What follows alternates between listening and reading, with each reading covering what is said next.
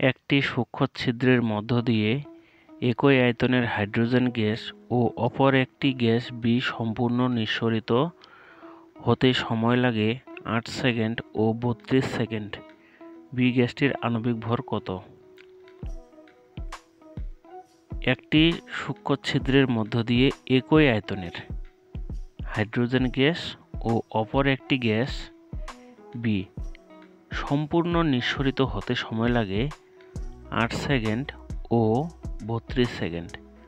অর্থাৎ হাইড্রোজেন গ্যাসের নিঃসরিত হতে সময় লাগে 8 সেকেন্ড এবং বি গ্যাসের নিঃসরিত হতে সময় লাগে 32 সেকেন্ড।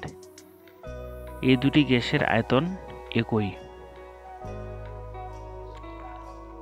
হাইড্রোজেন গ্যাসের জন্য নিঃসরিত হতে সময় লাগে, আমরা লিখলাম TS2 ইকুয়াল 8 সেকেন্ড। অপরদিকে বি গ্যাসটির নিঃসরিত হতে সময় লাগে 32 সেকেন্ড। বি গ্যাসটির টি বি ধরলাম, বি গ্যাসটি নিঃসরিত হতে যে সময়টা লাগে সেটাকে আমরা ধরলাম টিবি ইকুয়াল 32 সেকেন্ড। বি গ্যাসের আণবিক ভর কত? তো আমরা বি গ্যাসের আণবিক ভর বের করব, অর্থাৎ এমবি ইকুয়াল হোয়াট। তাহলে আমরা হাইড্রোজেন গ্যাসের আণবিক ভরটা বের করে নিই।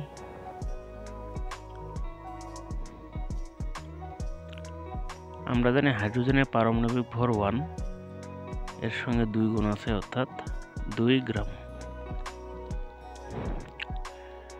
ব্যাপন হারের সূত্র অনুযায়ী আমরা জানি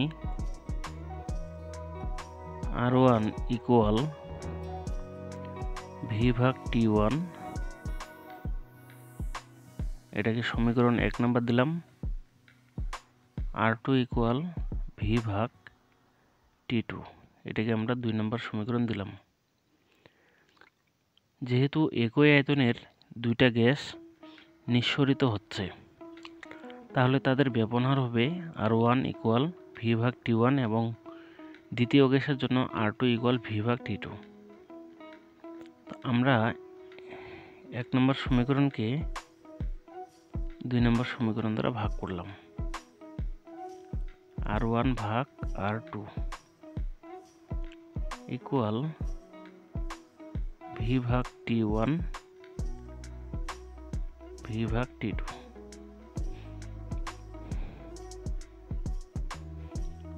তাহলে R1 ভাগ R2 ইকুয়াল ভি ভাগ T1 ইন্টু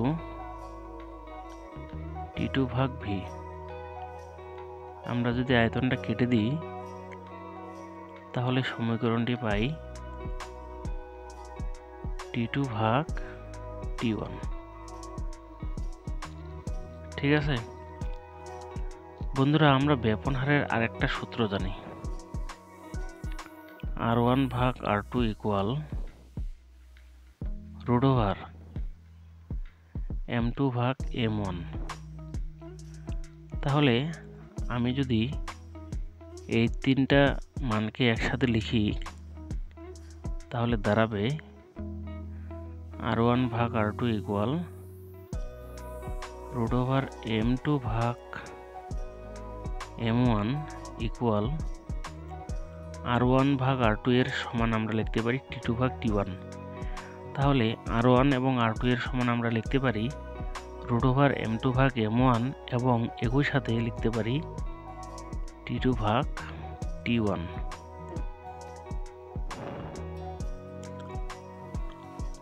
যেহেতু আমাদের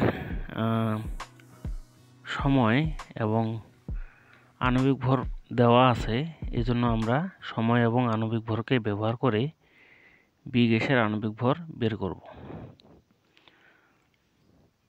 সেক্ষেত্রে আমরা এই আণবিক ভর এবং সময়ের মানটাকে ব্যবহার করে উত্তরটা বের করব। অতএব আমরা লিখতে পারি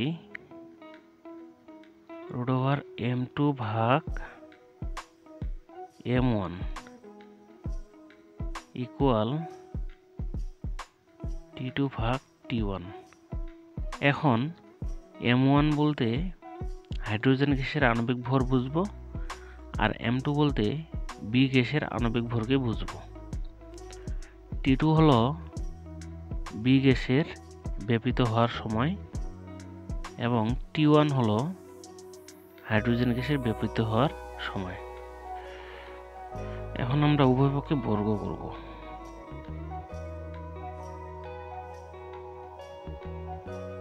তাহলে স্কয়ার রুট কাটা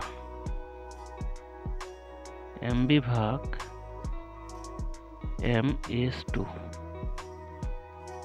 ইকুয়াল TB ভাগ TS2 এর উপর স্কয়ার। যেহেতু আমরা বি গ্যাসের আণবিক ভর বের করব, এজন্য MB equal MS2 into TB ভাগ TS2 এর উপর স্কয়ার। হাইড্রোজেন গ্যাসের আণবিক ভর 2 গ্রাম ইন্টু বি গ্যাসের ব্যাপিত হওয়ার সময় 32 সেকেন্ড এবং হাইড্রোজেন গ্যাসের ব্যাপিত হওয়ার সময় 8 সেকেন্ড।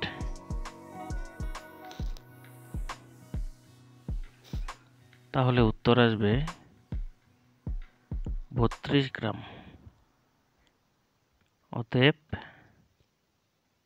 বি গ্যাসের আণবিক ভর 32 গ্রাম। এটাই অ্যান্সার। বন্ধুরা, আমার ভিডিওগুলোকে ভালো লাগলে অবশ্যই লাইক, কমেন্ট, শেয়ার ও সাবস্ক্রাইব করবেন।